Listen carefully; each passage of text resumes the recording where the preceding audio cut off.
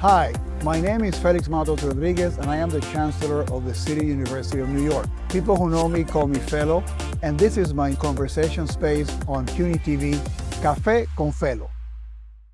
Bienvenidos a Café con Felo. I am very pleased to have on my show today a trailblazing Latina whose career I have followed throughout the years and who was recently appointed to the CUNY Board of Trustees, Commissioner Rossana Rosado.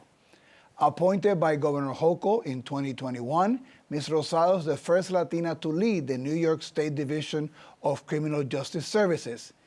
Y era hora. And prior to that, she served as New York's Secretary of State for nearly 6 years during Governor Cuomo's administration. And here's an amazing fact. While serving as New York Secretary of State, Rosana earned her master's degree in criminal justice from CUNY's own John Jay School of Criminal Justice in their online program. I cannot wait to hear about her experiences as a student. But that's not all. Before her incredible government career, Rosana has a distinguished career in media, serving as the first female CEO, editor, and publisher of El Diario La Prensa, the oldest and largest Spanish-language newspaper in the country. And now she has come full circle in her career as a journalist and a writer, and she has her first book out, Bronx Attitude, a memoir of growing up in the Bronx in the heart of a tight-knit Puerto Rican family and a 30-year career in New York media. Commissioner Rosada, bienvenido a Café con Felo. Thank you. So great to have a dear friend here. La primera pregunta, are you a coffee drinker? Are you a cafetera? I am a coffee drinker, yes. How do you have your coffee? Black with sugar in the morning. And I like yaucono, but it's like whatever Jamie prepares in the morning. He makes the first cup. Jamie is the commissioner's dear husband. 36 years. 36 years. So great to have you here in the show. You. We've been friends for a long time. Why don't you give, I think, the audience a little bit of the background of growing up a Puerto Rican woman in the Bronx? So I wanted to write this book about growing up in the Bronx because I think when you say you're from the Bronx, people make up the stories in their mind. But for me, it was a lovely childhood. We lived in what I describe as a family compound because my grandfather had a 3-family house, and then he bought the house across the driveway. So we had 2 3-family houses. So everybody there was, we were being raised together, all the cousins, and. Willie Colon just passed, but there's a song by Willie Colon called Nueva York where he says, en tus barrios latinos yo vi por primera vez las tradiciones de mis abuelos, right? Like it's on your sidewalks that I learned how to be Puerto Rican. And so for me, that was the experience of being in this compound and having relatives from Puerto Rico show up for months, right? And then they showed up with a big bag of Puerto Rico inside, and they're like lechon and lechosa and, all the morcillas, all these things. And so growing up, it was like growing up both in the Bronx and in Puerto Rico without ever seeing the island. And it was, I guess we were too young to appreciate, how special it was. But as I reflected, in the writing of it, I realized that my grandfather was also a visionary. He said, there's 2 things you need in this city. You need shelter and you need a job. And for the employment, he bought bodegas, and, all the men worked in the bodegas. And so he's like, I got you, You got a place to live, you have a place to work, the rest is up to you. Yeah. And actually, bodegas, an amazing way for Puerto Ricans to become small businessmen, build some social capital. So many of the children of Puerto Ricans that own bodegas ended up going to school, becoming professionals, and playing a large role in the city. So it was a great sort of launching pad of talent for the Puerto Rican community. And which leads me to ask you, you went to college and you studied journalism. So you had a hunch that that's what you wanted to do. Where did that passion come from? I was a precocious child, and so I always liked telling stuff. I remember, also, I was the presentada. I was the one saying, "Mommy, that's not how it happened," and Mommy going, "Poof." Don't speak in public. But also, I went to college as an English major because I really wanted to write books. But at the end of the first semester, I tell the story in the book where the head of the English department said, "You really can't teach English." She said, "You have an accent." And I was like, "What accent? My Spanish is not that good." I think she's meant the Bronx accent. But I remember saying to her, "Well, I want to write. And she said, oh, that's journalism. And I'm like, okay. I switched to journalism. And then I discovered that this whole world where you could actually talk to people, tell other people about it, and get paid. And I was like, this is for me. Well, and a great word also for someone who's, I think, a born storyteller. Yes. To be able to channel those things through, whatever story you were covering at the time. Do you have like any great anecdotes of those years as a young reporter before then you transitioned to be working in government? I mean, I loved being a That you reporter. can tell. But, right, one of my favorite stories, which is I was a young reporter, and, you have what you learn in journalism school, which is the basics, right? But I show up to cover a fire. And I'm like, I have no idea how to cover a fire. There was no class on how to cover a fire. So it was the photographer, Luis Vargas. You might remember Luisito Vargas, who's spent many years. He said, Mira, you see the guy with the big hat? That's the fire marshal. Don't go to him when he's busy. But eventually, you go to him, he'll give you all the information. And so photographers, or these older photographers who traveled with me to my Bronx and East Harlem assignments, they also taught me a lot about the craft. I'm like, that's sure as hell. I went up to the marshal. He told me, all the details to be able to cover the fire, which, again, was not covered in journalism school. And so you learn on the ground. Well, probably not that many female reporters back then, right? It was big, It was a male-dominated newsroom. So they were like, and in El Diario, while they taught me a lot, they also, they were very rough on me because I was, for them, this hybrid, right? I was born and raised here. I would say something to them in Spanish, and they was like, nena, dímelo en inglés. And I would get so mad because that's how they hazed me, And so, but they did help me to perfect my Spanish and my writing. And so it was, that was the deal. You took all their abuse and they taught you. They also taught me about the history of our countries, right? Because as an American, we're miseducated here about what's below Mexico. And so I learned all that in kind of my first 5 years at El Diario. Yeah. So I think folks believe that you were a journalist and you immediately went to El Diario to be the editor and the publisher, right? No, I know. So there's a whole sort of government career there, which I think is your first, experience with government service, which then has continued. So can you talk about that early career? Actually, my first job was at CBS Radio, and I was, they put you through a training program as like what is a copy boy, and in those days as a desk assistant. And then when I went through the training, they said, okay, your training is done, here's your schedule. And I had the overnight shift. And I had to explain to my Puerto Rican parents, that I had the overnight shift because they were like, but you went to college. Why do you have to work at night? And so I did that. And then eventually I went for an interview at El Diario for a job as a reporter. And when I went to resign from CBS, the guy who was the news director, he smoked a pipe and he says, you're making a big mistake. When Latinos all learn Spanish, when they learn English, you're going to be out of a job. And, I was too young to refute him. So I said, a big white guy told me I'm making a mistake. But I really wanted to cover stories. So that's how I wound up at El Diario. From El Diario, I went to Channel 11. So I did TV. I won an Emmy, And then I went to government at HHC during the Dinkins administration. So I did Dinkins for 1 year, Giuliani for 2 years, and then I came back to El Diario. And that's where we met. You were such an important figure as a glue. El Diario was a glue for the Latino community in many ways, even for people that maybe didn't read the newspaper necessarily, but it was really one of the few spaces that was really focused on what was happening to the Latino community here in New York, and then also to the countries where people came from. Any thing from your years at El Diario that you're particularly proud of that you go, that wouldn't happen that way if I had not been at the helm? I came from, my early years in El Diario, I worked for Manuel de Dios, and I have a chapter about Manuel and Carlos, Carlos was the publisher, because both of them were so influential in my life. And I think that's the reason I stayed at El Diario so long. So when I came back, Manuel had been killed. He was killed in a bar in Queens. It was a direct hit by the cartel in Cali.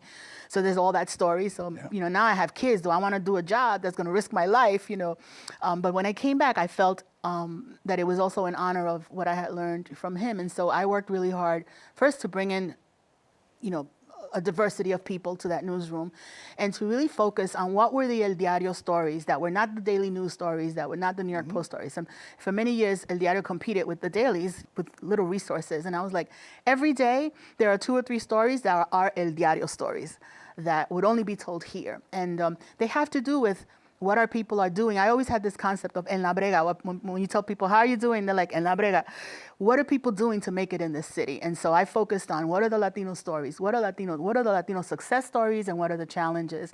Because when you work for a paper that's serving your people, you go beyond the journalism. You have to help them, right? You have a responsibility to help them to navigate this. And I know you know this now, and you're at CUNY. This is so important for us that you're at CUNY at this time. Our communities don't come from a history of access to power. Yes. So when people are in the room with you, they're in the room with the chancellor. That's a big deal. I know we tease you, but but it's a big deal because I was in those rooms when the head of CUNY and the head of the Fund for the City of New York, which is now being headed by Puerto Rican Lisette Nieves, those were all New York institutions that we did not have access to. And so when I was editor, I focused on that. How do we increase the access for our community? Well, on that voice, I mean, obviously the landscape of newspapers and everything has changed so much, right? But there's a void right now because the presence of El Diario meant that elected officials, a number of New York City stakeholders had to feel accountable to a media outlet that was out there being the voice of Latinos, which now I would argue there's some kind of a void, right? That for some, that was beneficial to our community to have El Diario because people knew that if you were misbehaving with the Latino community, El Diario was going to hold you accountable. Yes, and they would come to me and they're like, it's time for a scolding for someone. But I guess that tradition is a little, is in the past now. I feel sometimes there's a void, and I work for government now, so I'm, obviously I represent the governor, and I feel blessed, to do what I do. But that whole spirit of what our institutions were, El Diario was an institution that people felt ownership. When I lived in the Bronx, people would stop me in the supermarket. They're like, Nena, you should be doing a story about this. You're never off duty. And I think some of that is lost today. But we're finding new ways to use media, social media, to use, to send messages. And that does make me sometimes nostalgic about the time at El Diario. I mean, people might know you as the commissioner now of the Division of Criminal Justice. You're teaching at John Jay, which has been very intentional in terms of wanting to teach in a school that emphasizes on criminal justice, your own additional master's degree. Can you share with the audience how do you became passionate about the issues around criminal justice, reentry? I mean, I know some of those things, but the audience doesn't. So I thank you for that question, because I did a show last week. I did a radio show. It's called On the Count. It's on BAI, and it's heard by people in the prison. And one of the guys who's the host now, his name is Stanley Bellamy. I know him, but I didn't know where I knew him from. And he told me on the show, he said, I was there in your first prison visit was 2005 or 6. I went to Sullivan County Correctional. It was like a Hispanic heritage. They invited me, and I went. And I was in the room with like 50 guys. And after I finished my speech, I said, well, I'll answer any questions that you have. I had no idea, right, who these people were. And so they started to ask me questions about how to be a better father, how to be a better husband. In my mind, I was like, how can you? You're in prison. I had no clue. So it was the first time I saw these human beings, right? And they looked like my brothers. They were Latino, they were African American. And that has such an impact on me. Sullivan County is about 2 hours from where I live. And so all the way back, I was crying, driving home and saying, why don't I know this? And that got me interested in what happens to people when we send them away. And, as a journalist, I like to do research. But I also believed that there was a justice system that was, the logo or whatever, it's like a woman with scales. But I learned in the research that our communities have been greatly affected by arrest policies and crime policies. And I realized, as I got to know these men and the people who were inside in their stories, I thought that there was an imbalance. And so I became focused on how to solve that. When you're a journalist, you're like the best dinner party guest because you know a little bit about everything, right? Sports, entertainment. And at that time in my life, when I became interested in criminal justice, I wanted to do a deep dive and become more of an expert. But that, that took a long time. And that's how I, got interested. So when I left El Diario, I took a year off, and then I found my way, to teach at John Jay, and I wanted to be in the building where all these people come and meet, and I attended every conference. But then I didn't expect to, fall in love with the students, right? White people come to John Jay, white people come to CUNY, they want a job, they want to wind up, they want a route to the middle class. And then I got obsessed with, student success. Yes. Which I think, perfect segue. One of the things that I want you to mention, because it's something that you've done mostly with women in terms of, and it's interesting you were talking about some of your early mentors with a lot of nostalgia, but you've been an incredible mentor. You've been a mentor to me. I wouldn't be here had it not been for some of your support and guidance. I want to acknowledge that. But I also know that particularly the women get extra care in that mentoring network that you have. Can you talk a little bit about that? Why you think that that's so important, and how it was helpful to you or missing for you, and why you want to be part of that network? I mean, I think it's important. I think men more easily gather. They golf, they spend 4 hours away. And I think women are busy taking care of everyone, and then they forget. So I knew at an early age, and when I was at El Diario, I didn't have peers, who were natural. Like the publisher, I got to know the publisher of the New York Times, Arthur Sulzberger, but he wasn't my peer, and so I had to form, so I started this women's group. We've been together for like, I don't know, I want to say 30 something years, and it became kind of my base. You just have to have a group of people that they knew you when, and then they help you through. At one point in my tenure at El Diario, my publisher was dying, and I knew that I was going to become publisher, which I didn't think I was ready for, but also I was going to be the person that people turn to. And so I called my girls, my women together, and we sat at a round table in the restaurant next door, and they said, okay, we're going to produce this funeral, and we're going to write this press release, and you need a group of people who will have your back, in situations like that. And I think kind of full circle, through the efforts of El Diario, through a story that we published about young Latinas in the Bronx, having a high suicide attempt rate. Yep. Rosa Gil started an organization within Community Life. She started Life is Precious, and I'm going to see them next month, kind of on this book tour, right? So it's the whole circle of how Latinas need some extra care, and they need to see, women who are doing things, because we're always caught between the two cultures, no matter how modern we are, right? I had 2 kids, and I had this career. I was a CEO, but I still was in charge of my kitchen. I still determined the meals, and I still cooked Thanksgiving dinner, and all the things that our culture demands of us. And at some point, and my husband's a great chef, but I had issues with. I can witness that. Yes, but I had issues with ceding the kitchen to him, because I'm Puerto Rican. I'm like, this is my sofrito, my this, So we all struggle with that, and I think it's important to have a posse of women that you can depend on. Well, I think particularly now there's a lot more women in those positions that are more Latinas, but as you were coming up in the ranks, that was not the case, right? And if even now at times, I think people of color, but I think women too, when they're even ready for some positions, there's self-doubt. Am I totally ready? And that mentorship sort of at times gives that last push to be able to go for it, as it seemed the case with El Diario. People that know you know that you are extremely serious about knowing details and going deep on things, right? And in the world that you navigate of criminal justice, right, there's so many opinions, not always fact-based. For our audience, what would be like 1 or 2 data points about justice or criminal justice in New York that you say, if I mention those 2 things in the show, or 1 thing in the show, because we have to go to the I love this question, because there are 2 things, and we could have I'll come back and talk about this all day. One is that 95% of people who are in prison come home. And I think that is a surprise to people, that 95% of people get out eventually. So what we do as a society to help them prepare for that reentry, and what we do when they actually get out, is connected to public safety, right? And the second thing is that something like 90 of cases, right, of criminal justice cases, never go to trial.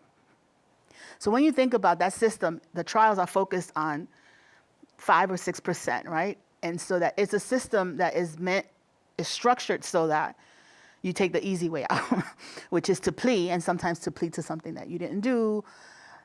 People take a plea because they're gonna be in jail for the duration. They need their jobs. They have to support their families. So those are all things that are wrong, right, with the system. And so those are the things that drive me. The fact that people are coming home and the fact that most people don't even get their day in court because they have to take a plea. And pleas in our community, in the Latino community, that has significant impact on cases of status, immigration status, and also, what happens to your kids and your family. So those two things to me are important. And the other one is that people like to say, they repeat what they see on TV and they're like, if people don't make it out here, they wind up going back to prison. Nobody goes back to prison willingly. Nobody.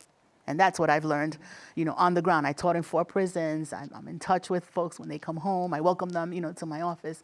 And when I go out and speak across the state to folks in the criminal justice system, whether they're DAs or sheriffs, police departments, I try to, my whole thing is we bring humanity to all we do. If you bring humanity to all you do and you see people as human beings, then you say, well, they did a bad thing, they paid their price, and now how do we make sure that they never go back? Well, thank you for saying those 3 things. Perfect timing, because we need to take a very short break, but when we come back, we have some great questions from CUNY students from John Jay College, so please stay with us.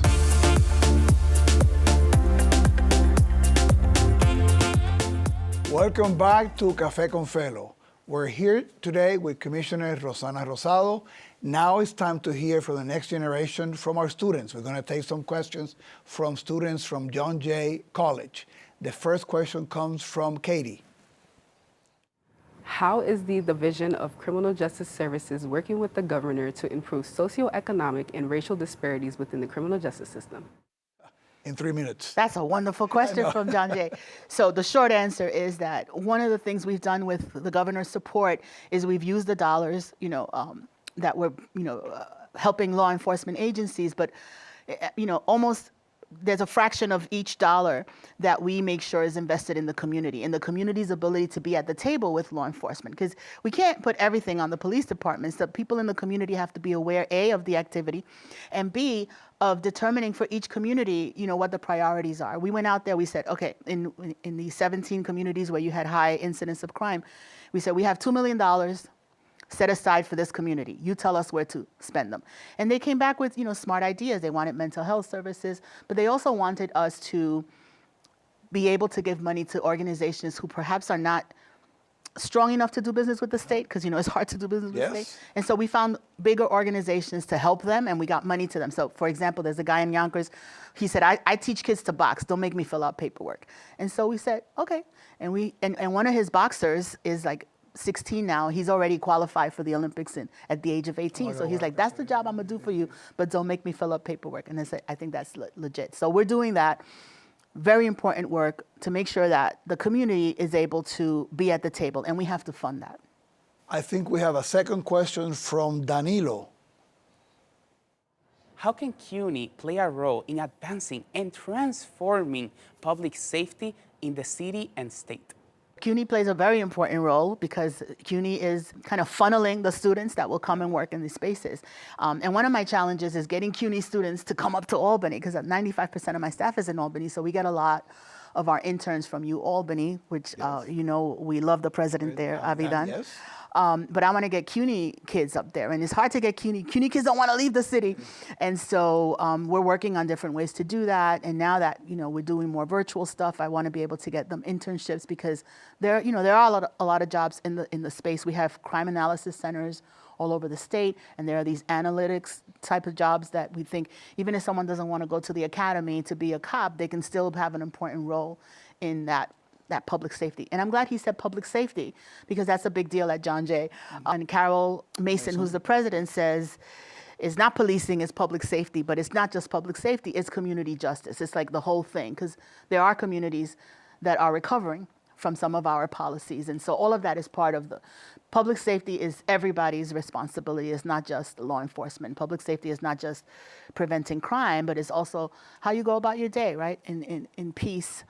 And I think John Jay is a perfect training ground for that. But I want to get more of the John Jay and more CUNY students to come up to Albany and work in the legislature and work in the kind of in the infrastructure, because those are good jobs, they're good state jobs, Yep. and it's important. Somebody was saying that we should get a dorm Yes. for, sort of CUNY students to be able to be in Albany and do internships. And all Yes, that I would help you with that. Yes, let's do that. But again, it's been an honor to have you on the show. I'm so lucky to count you as a friend, Thank you. as a mentor, as a guide. A lot more to say about Rosana Rosado, but the good news is that if you get the book, which is hot off the press, Bronx Attitudes, you can read all about the stories that she mentioned today and some of the ones that she didn't get to mention today. So they can go to the website? Yes, it's bronxattitude.com, and you can keep track of our book tour and all of our activities. We're doing some activities in CUNY also. Well, again, it's been an honor. It's great to have you also as a trustee in our board to have. I think that makes me your boss, right? That technically I makes you love my it. boss, yes. But I think you've been my boss for a long time in many ways. So, any parting shots? We have a couple of minutes for the audience. Anything that you were dying to say that you didn't get to say? No, I think the book is about telling your story, and I'm on this campaign to get everyone to tell their story. So we got to tell your story too, because it feeds everyone else. Sometimes we think our story is not important enough. And I'm really happy to be at CUNY at this time as a trustee, but also I've been a fellow supporter for a long time. I'm very proud of you. Same here, same here. So that is all the time that we have here today. So thank you for being with us, Rosana. We maybe come back and do another show just on some of the criminal justice work, and maybe we get President Mason to join you, and we do something that combines what we do at John Jay. Thanks to you in the audience for joining us here with Café con Felo, which airs Monday through Thursday at 7 p.m. here on CUNY TV. So please tune in, and nos vemos en la próxima.